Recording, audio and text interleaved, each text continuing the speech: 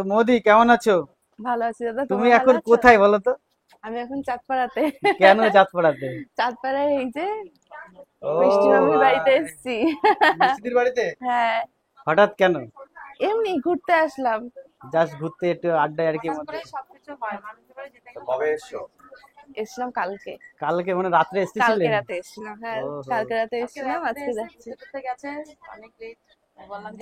মামা অনেক জায়গায় ঘুরতে নিয়ে গেছে, ওই যে চাঁদপাড়ার দিকে টোটো করে ভেতরে, মানে একটু গ্রামের দিকে, নাম তো জানি না, খুব সুন্দর জায়গা ছিল। কেমন লাগলো? খুব সুন্দর, খুব সুন্দর, খুবই সুন্দর, এরা অন্যরকম। কাজের মধ্যে সবসময় থাকে, তো আমরাও তো তাই এক কাজে দু কাজ হয়ে গেল। বললাম যে থাক রাতটুকু। না, এখন গিয়ে দোকান করতে হবে।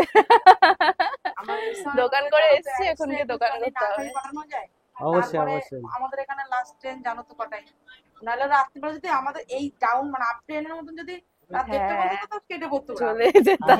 মিষ্টিদি রাত তো ছিল, কি কি খাওয়া দাওয়া করালে?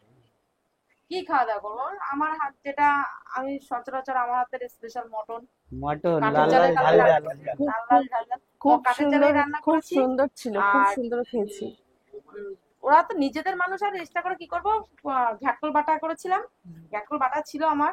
ওরা এসেছিল বলে আমি বিশেষ করে মানে মটনটা করেছি, আর আমার ঘরে যা ছিল তাই দিয়ে আমি খাই দিয়েছি। আর সন্ধ্যাবেলা চিকেন পকোড়া। আর চিকেন বাহ। পকোড়া করে দিয়েছি। মোদি, চা, দোকানের চিকেন টেস্ট কি পকোড়া। আর বাড়ির টেস্ট কি এক হলো? মটনের টেস্ট?